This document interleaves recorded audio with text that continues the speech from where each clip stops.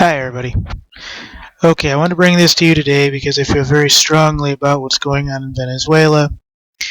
Their collapse is almost indefinite. I'm showing you the rioting in the streets, the prisons and the streets basically filled with police and people basically sitting in rows.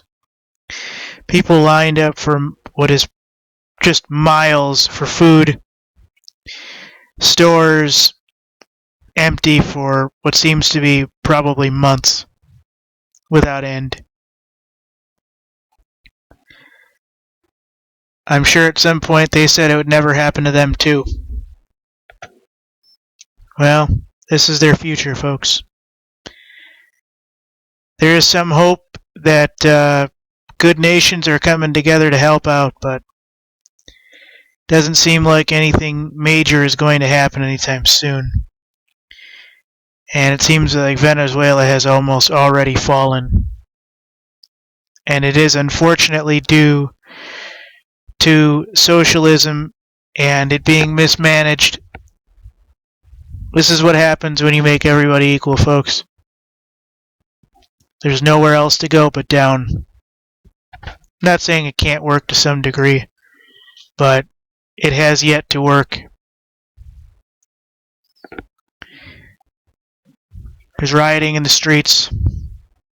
People filled the streets with no job, no this, no that, no purpose. Police and military basically walking the streets with guns. Yes, that is a picture of one of the prisons, but I've seen others, and that's basically what their day-to-day is like. Horrible lines waiting for food.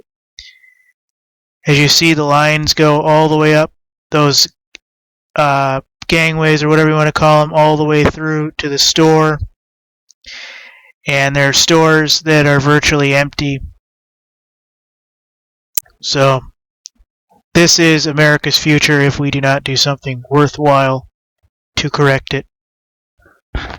And by correcting it, we not only have to help ourselves, we have to help everybody that we can, whether it be Venezuela or any of our neighboring countries that are hit hard, because eventually if we don't help them, that stuff comes back at us too.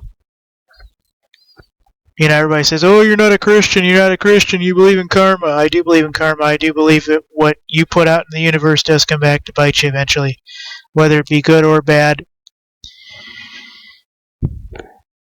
And that you can do all the good you want, but if you're not doing the good over a medium of different areas and people, etc., then your good is no different than going out and committing 100 crimes.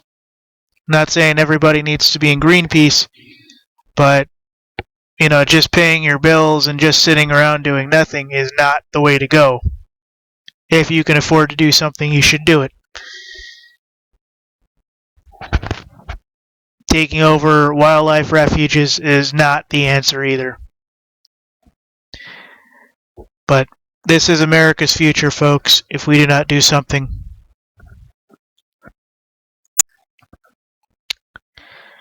Now, unfortunately, everybody, as we know, is saying this is basically Sanders' vision for America. He has no chance of winning, I almost guarantee it. Unfortunately, folks, the situation with America and Venezuela may not be completely on the same level yet, but it is coming. And as you can see, those are real pictures, folks. They're hit hard by 75% plummeting crude oil prices in the last 19 months, which has made it catastrophic for Venezuela. Thousands upon thousands are easily out of jobs that made good money working the oil fields with the pipelines, getting the oil out of the oceans and everything else. Is compounded by Nicolas Maduro's bad macroeconomic policy and his socialist ideology that basically would put the entire population at the same level.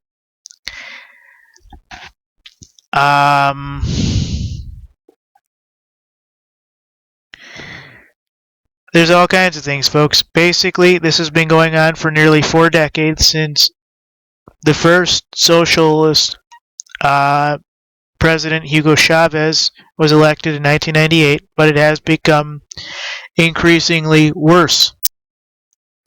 These countries were never the best, but they were never this bad either, best of my knowledge. And this is actually quite bad.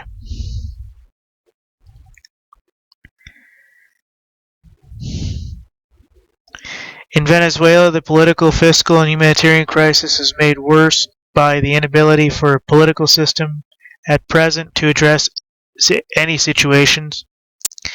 Because due to socialism, everything is sanctioned, everything is censored.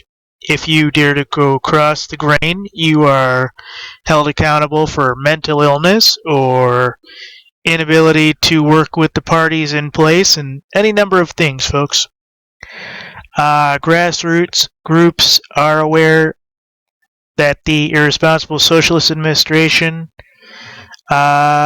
basically is making a mess with markets and large amounts of cronies. Between Chavez and Murdo's administration, for Venezuela to solve this collapse, it would be near impossible.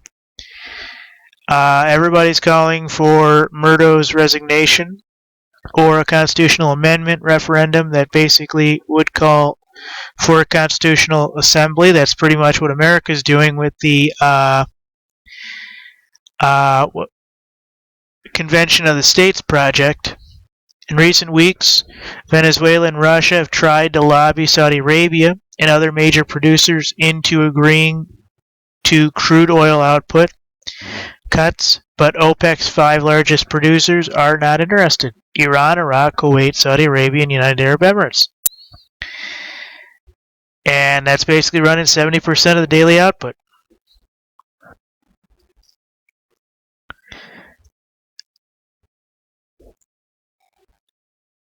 I can go into all this as much as I want, but 90% of the producers in Venezuela need foreign raw material. They can't get it. Domestic food production is inadequate for 30 million people who increasingly depend on food imports. I got problems with El Nino, everything else. I guess people like Donald Trump are actually making it hard due to economic weaknesses and erroneous economy decisions. They go there, they exploit the situations, and then they just basically turn a profit, turn around, and leave. I've read on this that China is looking to get involved and put its military into good use in the area, especially with the Argentine crisis in 2001. This basically leaves partners like the old Soviet Union to help out, likewise Brazil and Mexico, and their currencies basically are stagnant since the 1990s, so they really can't do much. And Mexico can't do much by itself anyways.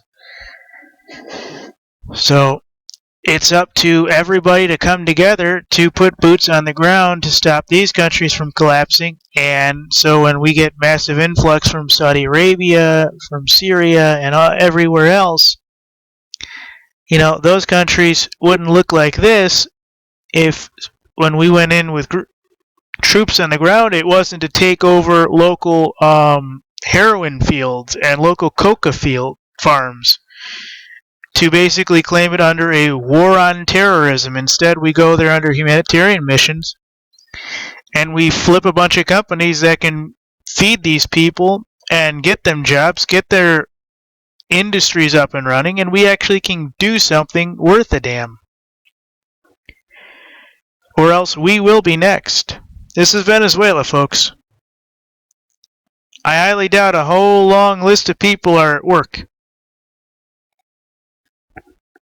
I know these look like, the crappy areas, but the rich areas become crappy areas within 2 or 3 weeks, folks.